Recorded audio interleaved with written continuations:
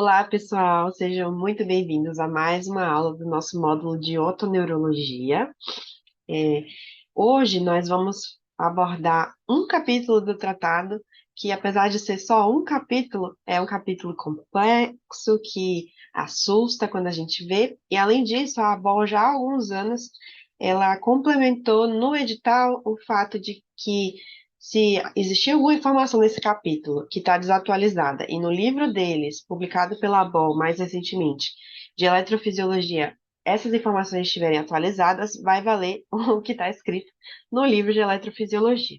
Então, para facilitar a vida de vocês, não precisar ler o livro todo, a gente trouxe aqui uma aula hoje bem direta ao ponto, resumida, para saber o que exatamente vocês precisam saber desse conteúdo, tá bom? Conteúdo um pouquinho mais técnico, mas a gente consegue deixar tudo destrinchadinho aqui hoje.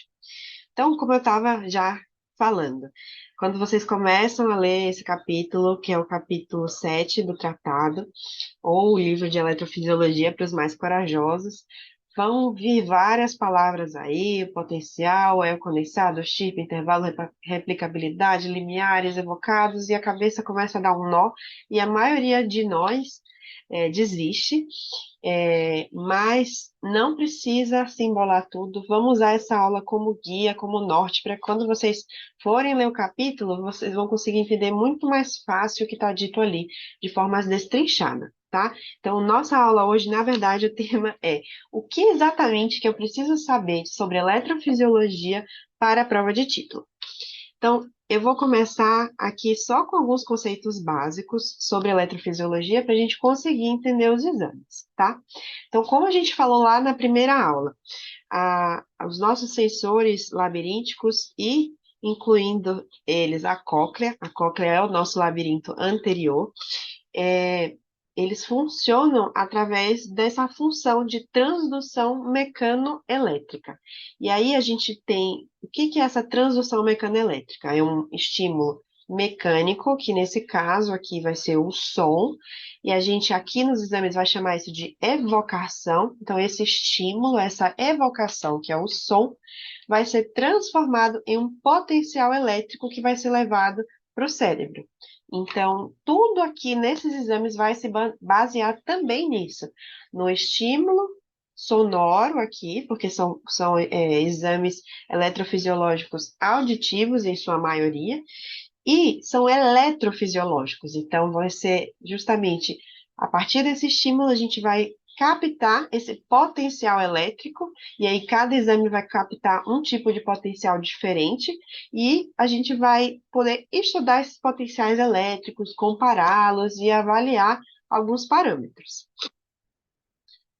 E aí, a gente precisa entender alguns aspectos, tanto sobre o estímulo, que é a evocação, quanto sobre os potenciais. Então, falando um pouquinho sobre o estímulo, essa evocação ela pode ser feita com alguns tipos de som, e isso, quando a gente vai falar de tipos, a gente está falando que tipo de frequência é usada. Então, frequências mais graves, agudas, frequências complexas ou frequências puras. E aí a gente tem esses três tipos, que são os sons em clique, em tone burst e em chirp, que a gente vai ver já já. E além disso, além de classificar a frequência do som que a gente está dando, a gente também pode avaliar a intensidade da evocação. Então, sempre que a gente estiver falando de intensidade, a gente está falando do volume do som que é dado. Então, em alguns exames, a gente vai dar uma intensidade de 80, 90 decibéis e vai ver a resposta. Em outros, a gente vai dar intensidades diferentes. Então, sempre que eu for falar aqui nessa aula sobre intensidade, eu estou falando do volume do estímulo. E quando a gente está falando do tipo de evocação sonora, eu estou falando da frequência do estímulo. E aí, voltando um pouquinho sobre essa frequência, então tem esses três tipos, click, chirp e tone burst. O click é o estímulo mais comum que a gente usa. Ele é um som abrupto e curto, e que ele é dado ali entre as frequências de 2 a 4 Hz. O chirp, ele também é de 2 a 4 Hz, mas ele vem em banda, vem todas as frequências em banda, em conjunto. Já o tone burst é um tom o nome já diz, é tone burst, então é um tom, é como se fosse um tom puro. Ele é dado em frequência específica. Então, o clique, o chirp, ele não diferencia qual frequência está sendo dada. Ele vai dar todo aquele estímulo e ali entre a faixa de 2 a 4 Hz, aquela região que é estimulada vai responder. Tone burst não, você pode escolher a frequência, então pode ser 500 Hz, 1000 Hz, 1500, como se fosse ali mais ou menos na audiometria que você vai escolhendo a frequência a ser estimulada, ok? Além disso, falando um pouquinho mais sobre o clique, e isso é bem rapidinho, só para vocês terem essa noção. Quando a gente dá um estímulo em clique, a gente ainda pode desfazer esse som entre a sua parte positiva e negativa. Então vamos lá lembrar da aula de física, que a onda sonora ela é uma onda, e então ela vai ter uma parte positiva da onda e a parte negativa da onda. Como que a gente fala isso em termos eletrofisiológicos? Então, se a polaridade, se a gente só oferecer a onda sonora na sua parte positiva, na polaridade positiva, é um estímulo em clique de polaridade condensada. E se for negativa, é um estímulo em clique de polaridade rarefeita. Qual é o mais comum? O mais comum é o som normal, e no som normal a gente não separa se é positivo ou negativo. Então, esse é o alternado, que é o que você dá a onda sonora completa. Tem ambas, tá? Na maioria dos exames, praticamente todos, a gente vai sempre olhar essa alternada, ou seja, a gente vai dar um estímulo clique normal, não vai ligar para a polaridade da onda sonora, mas tem uma coisinha só nessa aula que a gente vai ver que é importante separar, dar esse estímulo só na polaridade positiva, negativa e somar. E aí a gente vai ver, tá bom? Então é só para vocês terem noção que isso existe. Então, aqui, até agora, eu falei tudo do estímulo, do som que a gente está dando, e aí esse som é captado pelos nossos sensores labirínticos e vai gerar um potencial. E a gente vai analisar nos nossos exames justamente essa resposta, esses potenciais. E aí várias coisas podem ser analisadas, e aí eu trouxe aqui alguns termos para vocês se familiarizarem. Então, sempre que a gente fala em latência do potencial, a gente está falando de uma grandeza de tempo. Então, o que é a latência? A latência é o tempo que leva entre o estímulo ser dado e o aparecimento desse potencial. E isso é calculado em segundos, em milissegundos. Então, nos gráficos dos nossos, nos nossos gráficos dos potenciais, é sempre ali o eixo X, é o tempo passando, 0, 1, 2, 3, 4 segundos, sempre é o eixo X. E aí a gente está falando de latência. Existem potenciais de vários tipos de latência, como a gente vai poder ver. E quando eu estou falando de amplitude, a gente está falando do tamanho do potencial elétrico, é o eixo Y. Então, é um potencial de muitos milivolts, porque é elétrico, então é volt que a gente está falando.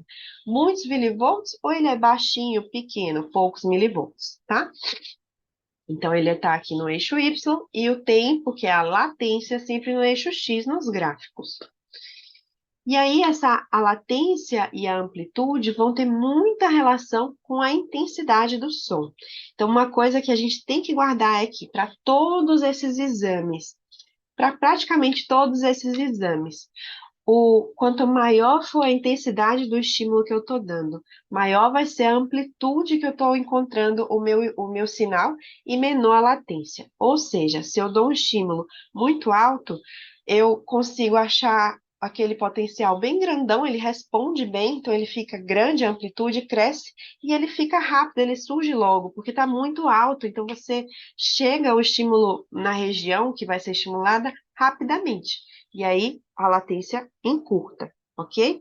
Então, aqui é uma imagem do próprio tratado para mostrar uma resposta. Nesse caso aqui é uma resposta de eletrocoacografia, mas nem precisa saber. Vejam que é um potencial elétrico, e aí aqui eu estou dando em 110, 100 decibéis, que é super alta intensidade. E aí, esse potencial está comprido, está grande no sentido Y, e ele tá rápido, ele surgiu logo. Então, a latência dele está curta. Amplitude grande, latência curta com intensidade alta. Já aqui nas últimas linhas, exatamente o contrário. Quando eu começo a diminuir a intensidade do meu estímulo, esse potencial ele vai chegando para o lado, ou seja, ele vai demorando para aparecer. Então, a latência dele está grande.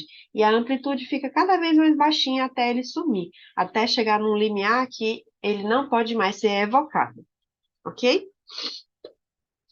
Outras análises que a gente pode fazer sobre esse potencial, sobre o sinal gerado, são a replicabilidade e a simetria. Então, sempre que a gente faz esses exames, que a gente está falando de eletrofisiologia, não basta testar uma vez e achar ali uma onda e achar que é isso mesmo. Você vai testar várias vezes.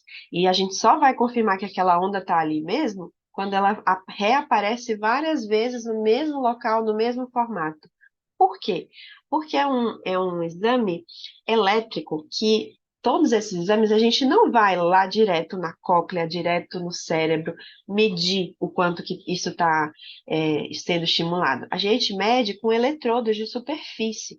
Então, existe muita interferência do ambiente e até da musculatura, do potencial elétrico da pele, da musculatura do paciente, da corrente elétrica que está passando na sala. Então, sempre vão existir várias ondinhas ali e você tem que saber diferenciar o que que é o potencial é, do exame que você está procurando e o que que é interferência, o que que é artefato, tá? Não quer dizer que vocês na prova vão ter que saber diferenciar isso, mas só explicando para vocês. Então a gente repete, repete, repete até que você veja, não, exatamente nesse ponto desse formato tem uma onda que está se repetindo todas as vezes. Então esse aqui é o que eu estou procurando. E além disso, a gente geralmente, na maioria dos exames, a gente vai olhar simetria. Meu lado direito está funcionando igual ao esquerdo? A latência desse potencial que apareceu aqui está igual a essa? Está diferente? Isso é importante? Então, é isso que a gente vai olhar, tá bom? Além disso, a gente pode, só falando um pouquinho mais da latência, como eu tinha dito, a gente vai ter potenciais que aparecem de forma muito rápida toda vez que a gente testa, que são potenciais de curta latência, eles aparecem com menos de 10 milissegundos do estímulo, e aí a gente estuda alguns deles. Os de média latência estão ali no intermediário, e os de longa latência são os que aparecem após 85 milissegundos. E aí é um monte de nome para simplificar para vocês. Não precisa saber os de média são os outros, os que a gente nunca ouviu falar, os que a gente não vai falar nessa aula.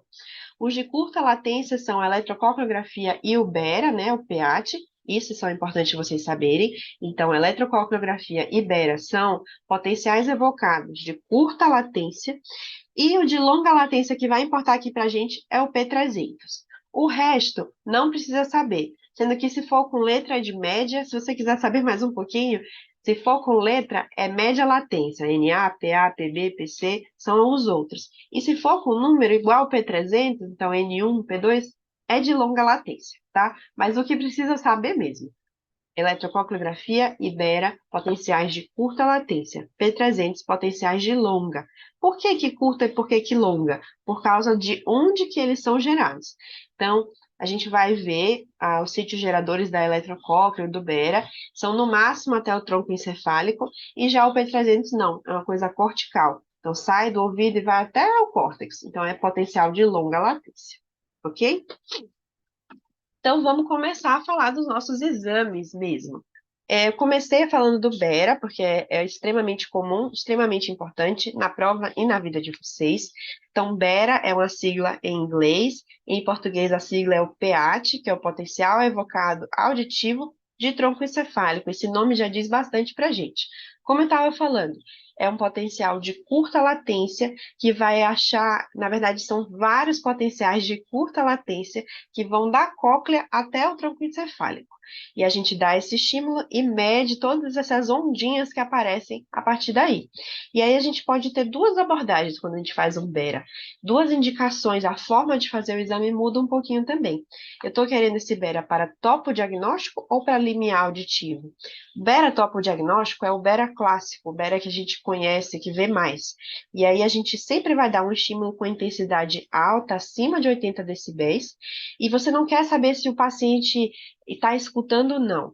Esse BERA é feito para o paciente escutar mesmo, por isso que a intensidade é alta. O que a gente quer ver é se, além dele escutar, existe a integridade na via auditiva, como a gente vai ver, tá? Já o BERA limiar auditivo é diferente, a gente quer saber qual é o mínimo possível para ele escutar? É o limiar auditivo. Então, você não vai dar com 80 decibéis, a não ser que o paciente tenha uma perda profunda. Você vai dar um estímulo progressivamente menor até achar o menor de todos possível para ele escutar. Então, é bem diferente a abordagem, tá?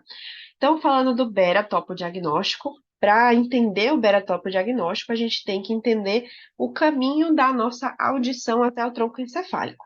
Então, lembrando, o objetivo dele é avaliar a integridade da via auditiva. Quando a gente dá um estímulo no ouvido, ele vai ser captado aqui pela cóclea, e a partir da cóclea vão ser gerados vários potenciais elétricos em vários pontos de parada da informação sensorial da audição.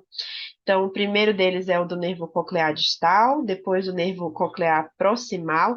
Importante vocês não confundirem distal proximal. Então, a gente está falando em relação ao cérebro. É o distal, mais externo, e o proximal é o mais perto do cérebro, ok?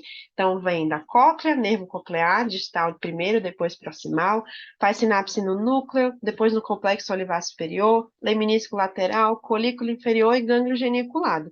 E aí, cada um desses potenciais vai gerar uma onda no nosso beta. E aí, é isso que é o beta. Então, cada ondinha dessa é uma sinapsezinha, um potencial elétrico que ocorreu que a gente consegue captar com os eletrodos. E aí, a gente vai ter onda 1, 2, 3, 4, 5, 6, 7, um pouco controverso, mas onda 1 até 6, tá? E aí, muita coisa para decorar? Não precisa, tá, gente? O importante do Bera são essas três: a onda 1, a 3 e a 5. São as mais constantes, as que a gente sempre vai conseguir achar num paciente normal, que estarão mais visíveis e que nos dão mais informações. Então, só o que precisa lembrar é que a onda 1 é a onda do nervo coclear, a onda 3 é do núcleo, então é fácil de lembrar. Veio da cóclea, passou pelo nervo, em seguida o núcleo. E a onda 5 é do leminísculo lateral. É o único mais diferentinho que vocês vão ter que realmente introduzir na cabeça, tá? E aí a gente sempre vai ver essas três ondinhas. Eu trouxe aqui uma imagem para vocês irem se familiarizando com a imagem do exame. Aqui é um beta normal, em que você tem o lado direito em cima, o lado esquerdo embaixo, né, vermelho e azul, como sempre, e a gente vai ter onda 1, 3, 5, reproduzindo bonitinho, replicando em duas ondas em cada ouvido. E aí, o que que a gente está avaliando? Eu olhei aqui esse exame, como é que eu sei que eu estou normal? Algumas coisas que a gente vai precisar avaliar, que só para vocês entenderem. Não precisa saber número decorado para a prova. Mas o que a gente mais olha no Bera é a latência de cada onda. Então, ou seja, latência é tempo. Quando que essas ondas aparecem? A onda 1 sempre fica aqui entre 1 e 2, a 3 entre 3 e 4, a 5 entre 5 e 6. Existe o número certinho do máximo de latência, o máximo que ela pode demorar para aparecer, mas para vocês não precisa, tá? E além de saber o quanto que demorou ou não demorou de cada onda aparecer, a gente também sempre calcula o intervalo. Então, qual é a distância em tempo entre a minha onda 1 e a minha onda 3? Por que que isso é importante, gente? Porque são estímulos potenciais elétricos do caminho da via auditiva. Então, se a minha onda 1 está aqui no nervo coclear e a minha onda 3 está aqui no núcleo, e entre uma e outra existe um espaço de tempo aumentado, existe alguma coisa aqui no caminho dessa via auditiva que está atrasando, retardando a passagem normal do estímulo elétrico. Do mesmo jeito entre a 3 e a 5, entre a 1 e a 5. Então, é por isso que a gente sempre vai se ligar muito nessa questão da latência, porque a gente quer saber se o caminho do estímulo, depois que o estímulo é dado, se os potenciais eles vão desencadeando uma ou outra em sequência, num tempo correto, ou se tem alguma coisa ali que está atrasando. Essa é a principal indicação do beta-topodiagnóstico, a integridade da via auditiva. Além disso, a gente sempre vai avaliar a simetria, lembra que eu falei no início? Então, a simetria a gente sempre compara um lado com o outro, e a replicabilidade, como eu também comentei. E aí, quais são as principais indicações da gente fazer um beta comum, beta topodiagnóstico? Principal delas é perda auditiva neurosensorial assimétrica, tá? Por quê? Porque justamente é uma perda auditiva neurosensorial. Então tá aí no caminho pós-cóclea, concorda? É retrococlear, provavelmente. Se for sensorial, não é retrococlear, se for neural, já é. E aí a gente precisa saber se realmente é retrococlear. Quais são as formas da gente fazer isso? A gente pode pedir uma ressonância, como está aqui na imagem, e achar um neurinoma.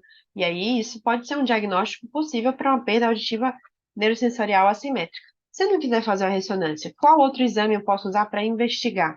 Será que aquela perda assimétrica realmente traduz um problema neural? Ou é alguma coisa ali da cóclea que teve um desgaste maior de um lado do que do outro? Para isso, a gente pode fazer o Bera, tá? Pacientes com zumbido, e o tratado traz como zumbido, inclusive não precisa ser assimétrico, não precisa ser unilateral, ele traz como indicação de fazer o Bera também. E pacientes com discriminação ruim na audiometria, que também é uma coisa que chama muita gente a atenção, a suspeita, para alguma coisinha retrococlear, ou seja, no nervo, do nervo para trás ou para frente, depende do seu pensamento. Então, a gente, na verdade, o que que a gente está sempre buscando no Bera? Uma doença retrococlear.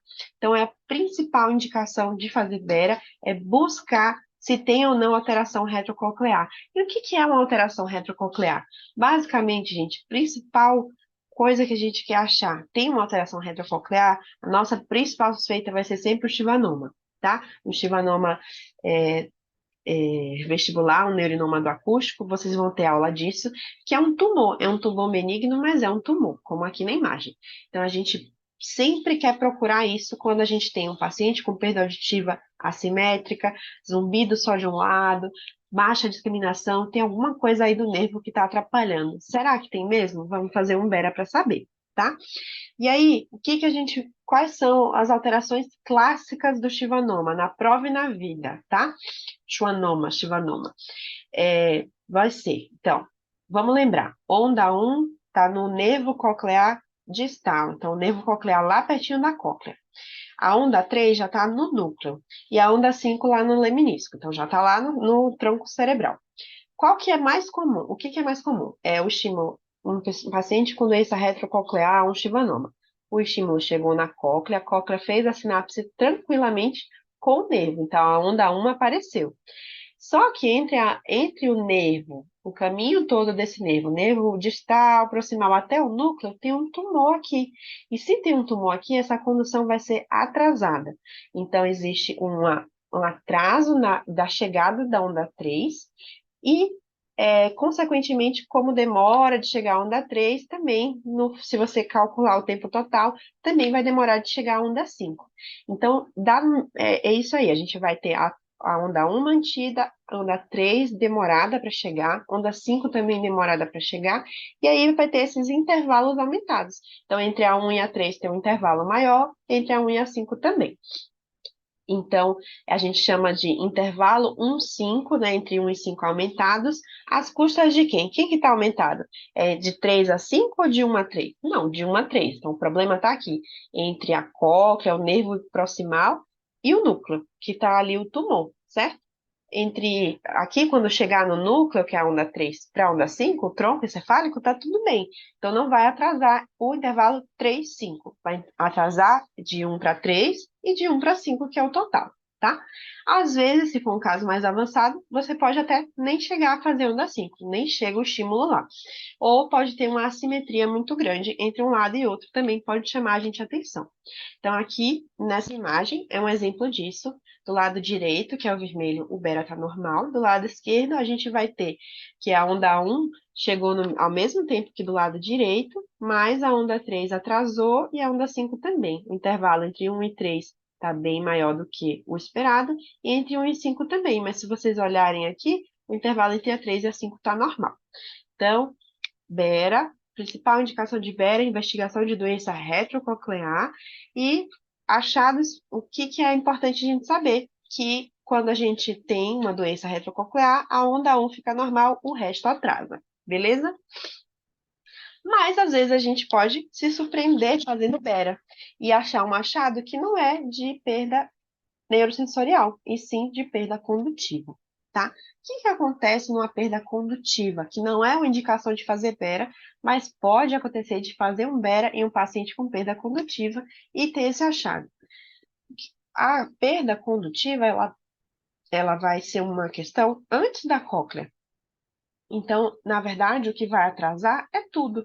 Vai demorar para aquele estímulo sonoro chegar até a cóclea, porque você vai ter ali cera, vai ter serosa, vai ter otosclerose, seja lá o que for, e esse estímulo ali na orelha média ou na orelha externa vai demorar de chegar até a cóclea. Uma vez que chega, ele vai normal, porque não tem nada lá atrás. Então, resumindo, você atrasa em bloco tudo, demora para tudo começar, mas uma vez que começa, tudo vai bem. Então, atrasa em bloco das ondas com intervalos normais, tá? Então, atrasou todas as ondas e manteve os intervalos. Isso é muito sugestivo de perda condutiva. Mas eu posso dar o diagnóstico? Ah, Bera com essas características, perda condutiva, fechei? Não. Por quê? Porque para a gente ter certeza que é perda condutiva, assim como na audiometria, a gente tem que fazer a via aérea, que é o Bera comum, e teria que testar um Bera via óssea também, tá, gente? Então, por quê? Porque às vezes pode ser que aquele paciente tenha uma condução atrasada mesmo dele. E aí pode ser que atrase tudo, mantenha os intervalos e não seja necessariamente uma perda condutiva. Mas na prova é bem um macetinho, chama bastante atenção. Um bebê que não estava ouvindo bem, não conseguiu fazer audiometria porque é bebê ou falhou na triagem auditiva neonatal, como vocês vão ter aula também. Falhou naquela triagem, ai, a mãe tá achando que tá surdo, quando faz o bera, vem isso. Quando vem isso aí, chama atenção. Deve ser uma serosa, presta atenção no enunciado. Vai ter alguma coisa na otoscopia que não tinha sido visto. E aí, na verdade, esse bebê não tem nenhuma perda séria em questão de nervo auditivo mal formado. Ele tem ali uma otite média serosa, um conduto estreito, que tá fazendo ele falhar na triagem neonatal, tá bom?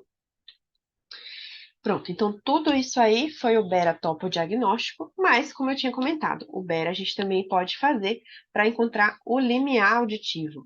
E aí ele vai ser feito de forma frequência específica. Então, lá no Bera normal, a gente estava dando estímulo em clique, numa intensidade alta, porque o que eu quero é que o paciente ouça mesmo.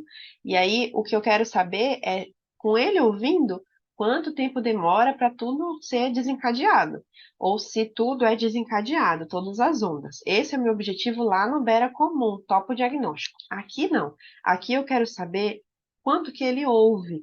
E isso de forma objetiva, porque existem muitos pacientes que não vão conseguir fazer uma audiometria, como a gente vai ver as indicações. Então, tem paciente que você vai precisar de uma medida objetiva desse limiar. E aí, o limiar, vamos lembrar de audiometria, gente. Eu não posso testar em qualquer frequência. Eu tenho que saber em 500 Hz qual é o limiar dele em 1000 Hz, qual é o limiar dele em 1500, qual é o limiar. Então, eu vou de frequência em frequência, eu vou testando que ele ouve. Ouve 70, ouve, diminui mais um pouquinho. 60, ouve, diminui mais um pouquinho. 50, ouve, até chegar onde ele não escuta mais. E como que você sabe que ele não escuta mais? Se é um exame objetivo, se o paciente não tem que te dizer nada durante o exame. Pelo contrário, ele tem que ficar calado, de preferência até dormindo. Porque a gente sabe, infere-se o limiar quando existe a última frequência, a frequência mais baixa, que a gente consegue desencadear onda 5. A onda 5 do Bera é a onda mais constante, é a última a sumir com a queda de intensidade. Então, você vai, como tem aqui na imagem, ó, a 80 decibéis, apareceram todas as ondas, a 40 a gente começa, como a gente tinha falado lá na frente, a aumentar a latência, diminuir a amplitude, mas elas estão ali ainda. A 20 só tem a onda 5. Se você volta abaixo de 20 nesse paciente aqui, já não vai ter mais. Então, o último limiar naquela frequência que a onda 5 aparece, esse é o limiar auditivo. Quais são as principais indicações de fazer um exame desse? Crianças, principalmente crianças pequenas, que você não conseguir fazer uma audiometria condicionada, uma audiometria comportamental, pacientes com demência, pacientes que não vão conseguir também responder muito bem na sua audiometria, ou até mesmo para testar um paciente simulador, não colaborativo, está estranha aquela audiometria, você quer uma medida objetiva? O Bera limiar pode ser uma alternativa. Qual que é a desvantagem? Vocês percebem que pegar um exame testar várias vezes, porque tem que ter replicabilidade cada onda, sendo que cada onda você vai testar em uma frequência, em vários decibéis diferentes. É um exame super longo, então é um exame caro, dispendioso, bem longo, e que a partir de 90 decibéis, então perdas profundas, já não é tão bom para avaliar, tá? Existe um limite ali de limiar do Bera para ser estimulado. Então, por isso, existe essa desvantagem que foi criado outro exame para solucionar esse problema. Então, passando rapidamente, esse outro exame é o estado estável, respostas auditivas de estado estável. É um exame que também vai objetivar encontrar o limiar auditivo do paciente de forma objetiva, o limiar psicoacústico, e em comparação ao Bera-limiar, ele tem como vantagem de ser extremamente mais rápido, porque foi um exame desenvolvido para testar as duas orelhas de uma vez só e várias frequências ao mesmo tempo. E ele é automatizado, não é a fono ou o médico que vai precisar lá ficar mudando frequência por frequência e encontrando a onda 5. O software faz isso, tá? Além disso, é bonito de ver e é fácil de entender, porque em vez de criar esse gráfico clássico do Bera, que vai sumindo até a última onda 5, você tem que achar aqui o limiar, o estado estável não. Ele vai te dar um audiograma estimado. Então, como ele testa todas as frequências, as duas orelhas ao mesmo tempo, quando o teste finaliza, ele mesmo já cria esse audiograma parecendo uma audiometria. E ele te diz aqui o limiar do paciente em todas as frequências que ele testou. Mas o estado estável é um exame automatizado e que não faz topo diagnóstico, ao contrário do Bera. Então, o Bera é um exame mais delicado, mais primoroso, mas o estado estável é um exame bom, rápido, eficaz e que também é bem bom para aquelas perdas profundas que o Bera já não é tão eficaz assim, tá bom? Então, o que precisa saber de estado estável é só isso. Então, a gente falou do Bera, limiar e topo diagnóstico. Comentamos sobre estado estável, o que precisa saber. E agora a eletrococleografia. A eletrococleografia, vamos lembrar lá do início da aula, também é um potencial evocado auditivo de curta latência. No Bera, era tudo a partir da cóclea. Aqui não. Aqui é tudo dentro da cóclea, tá, gente? Dentro da cóclea, no máximo até a primeira sinapse com o nervo. E a gente vai conseguir três potenciais, três sinais quando a gente dá o estímulo e capta com o eletrodo da eletrococleografia. O microfonismo coclear, o potencial de somação e o potencial de ação. Vamos ver cada um deles. Então, falando principalmente do potencial de somação, que é o SP, e o de ação, que é o AP, potencial de somação, quando a gente dá um estímulo sonoro, é o potencial gerado pelas células ciliadas internas.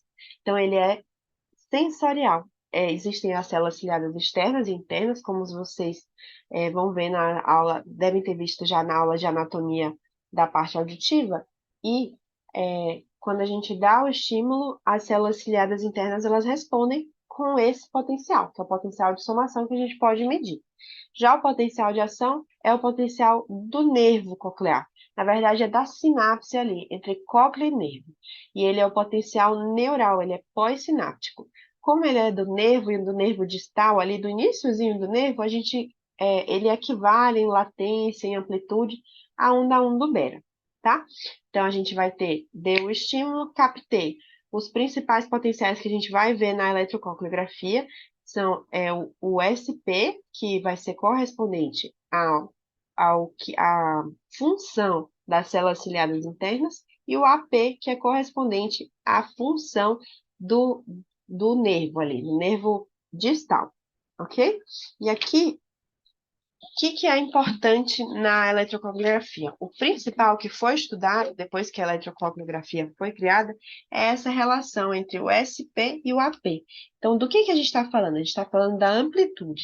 Quando você faz uma eletrocoreografia e consegue uma linha, uma imagem como essa, um gráfico, a gente vai medir a amplitude do SP, que é esse primeiro potencialzinho menor que aparece aqui, e depois a gente vai medir a amplitude do AP, que é o potencial grandão, é o principal.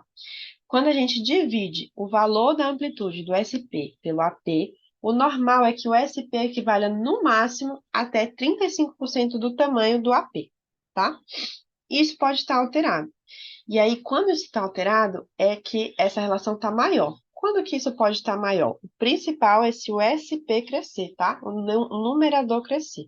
Então, quando a relação SP-AP está acima de 35%, e isso aconteceu porque o SP aumentou de amplitude, é um sinal de hidropsia endolinfática.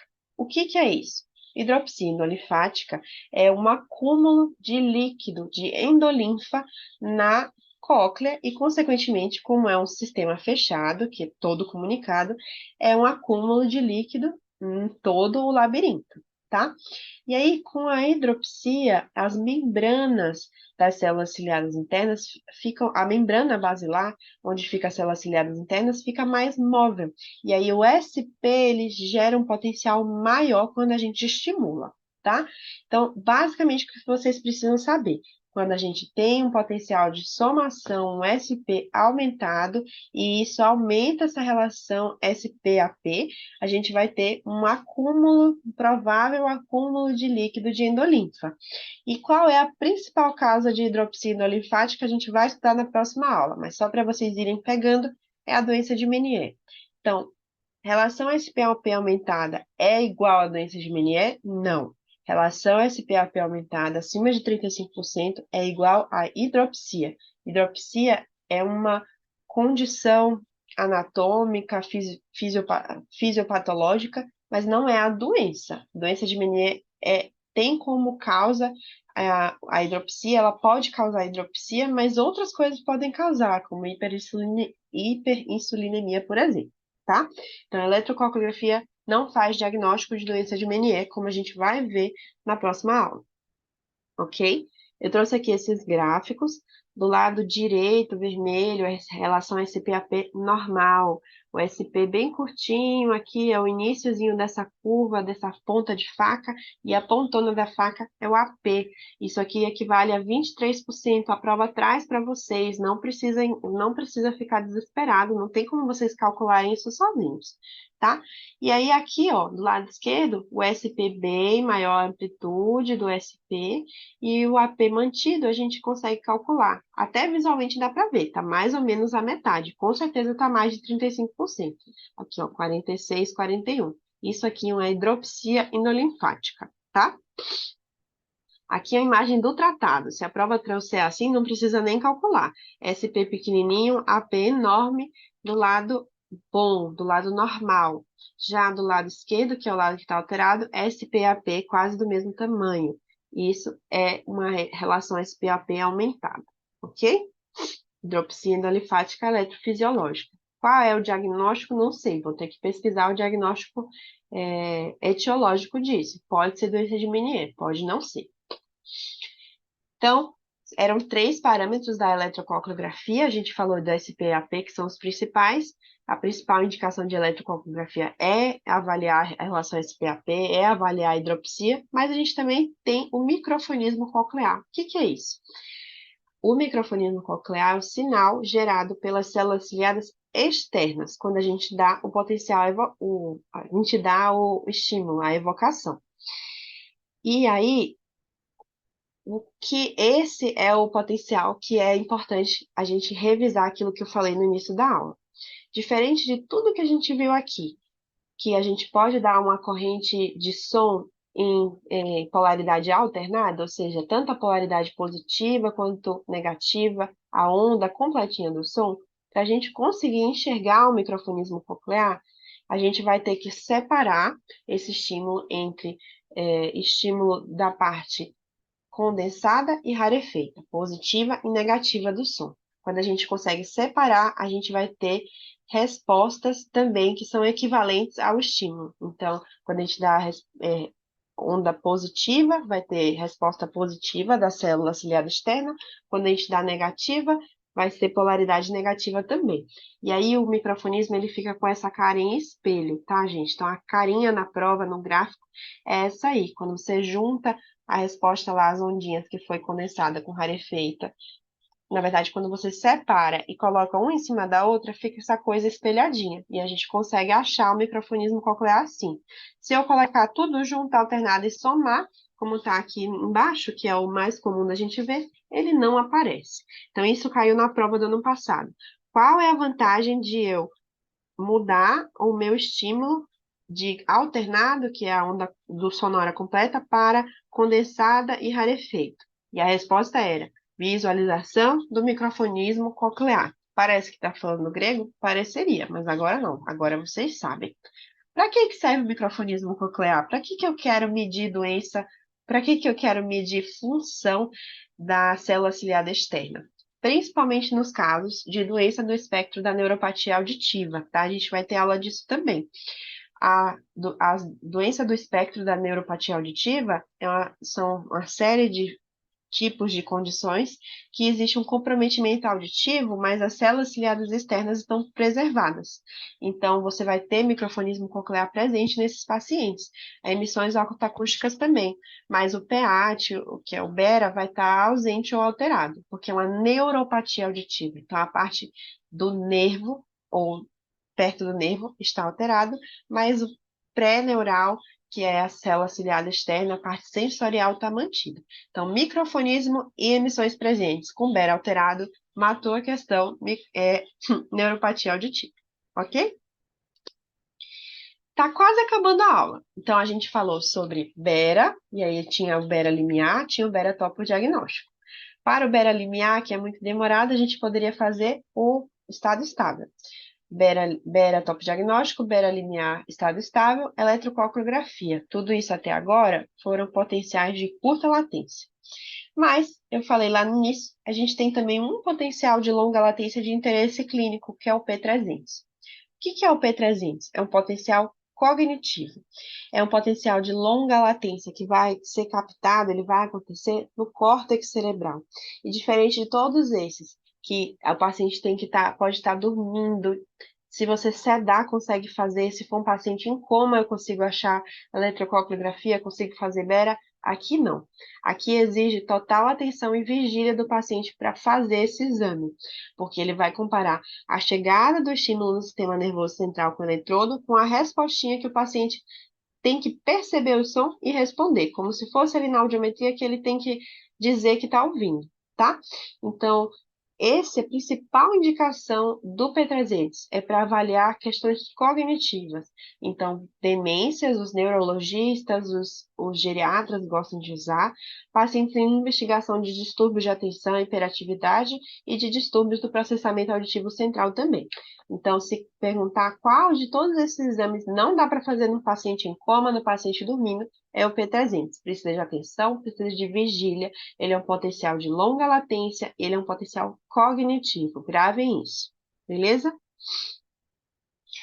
E aí, pessoal, para fechar a aula, a gente até agora falou tudo de potenciais auditivos. Eu dei um estímulo auditivo e eu tive um potencial elétrico. Aqui, o VEMP não é assim. Apesar do estímulo ser sonoro, aqui a gente não quer a questão auditiva do som. Inclusive, o paciente pode ser surdo e fazer VEMP.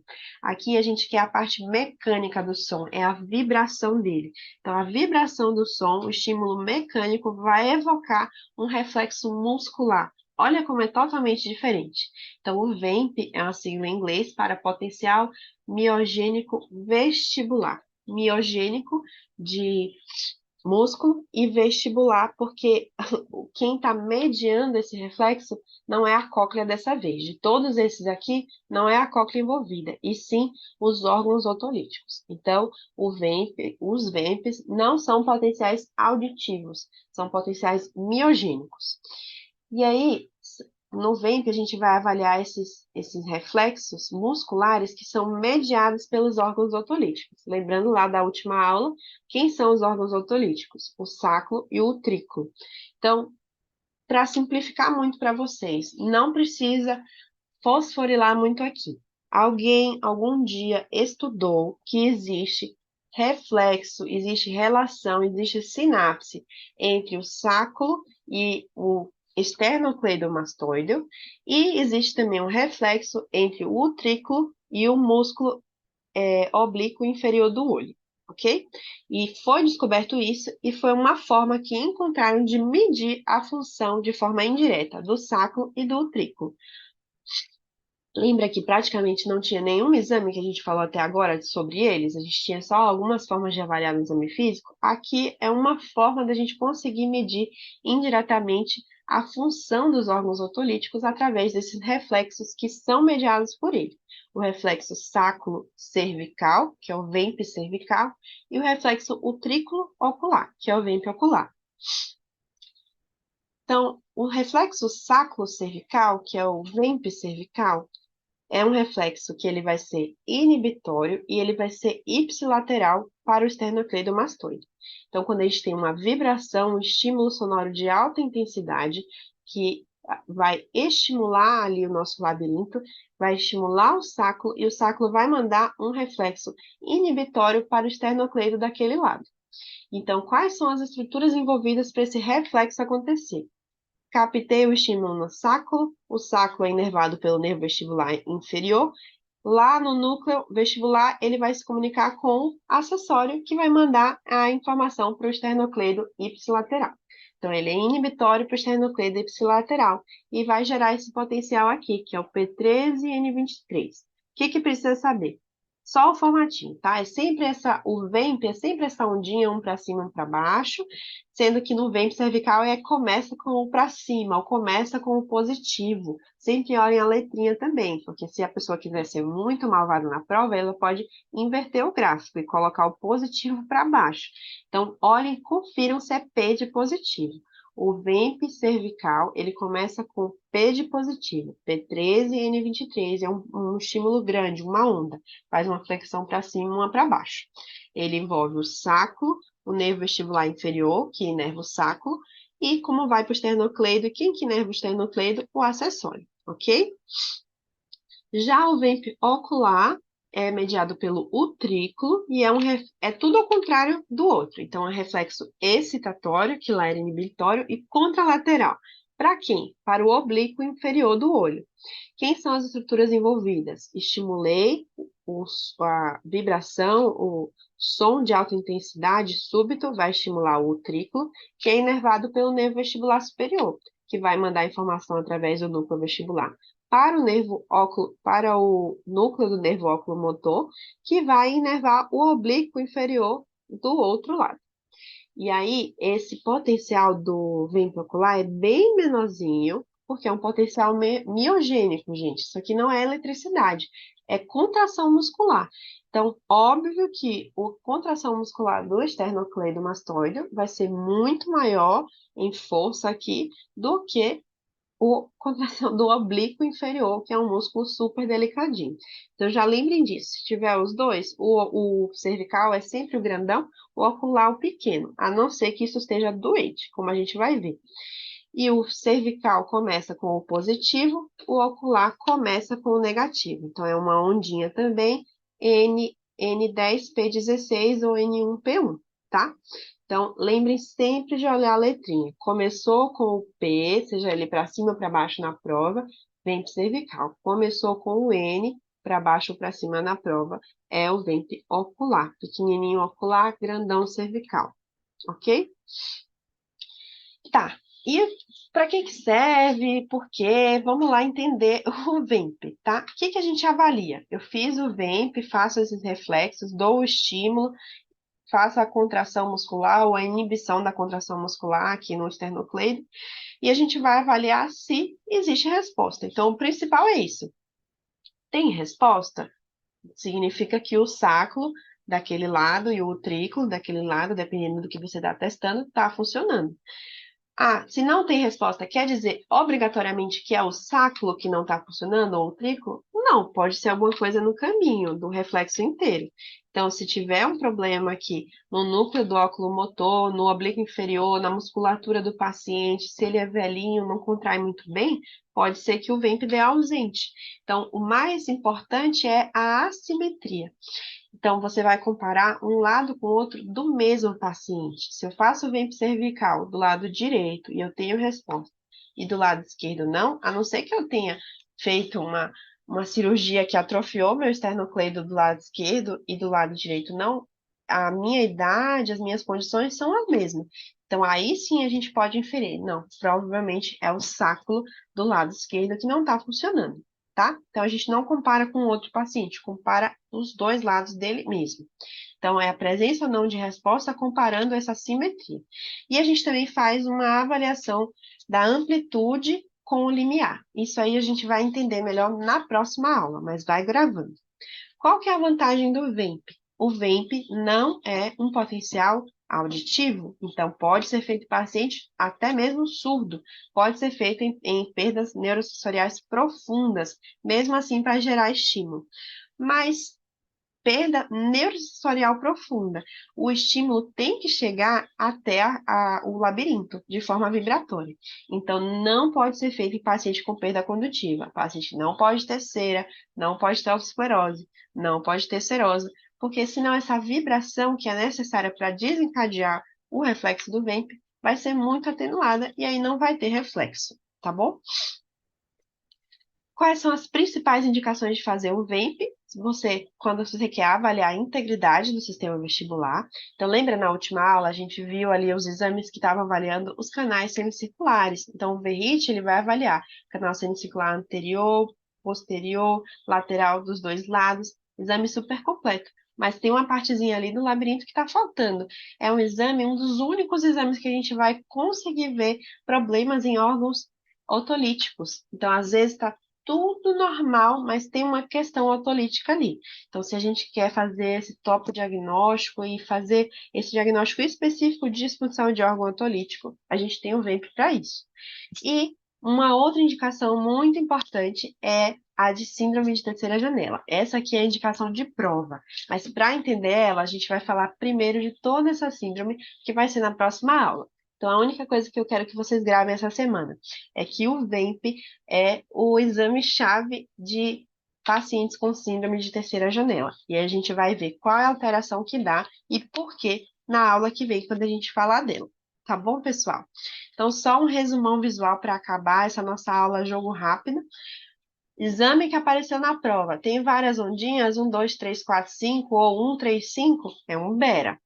Exame que é a base, e aí faz a faquinha para baixo, com uma barriguinha antes dela, que é o SP, e depois a facona, SPAP, é eletrococriografia. Exame que faz onda para cima e para baixo, ou para baixo e para cima, é o VEMP, ok? Então, a gente vai acostumando aos pouquinhos, fazendo questão, acostumando o olhar, para vocês não errarem essas bobeirinhas na prova. Tá bom, pessoal? Então, até a próxima aula, até semana que vem. Muito obrigada.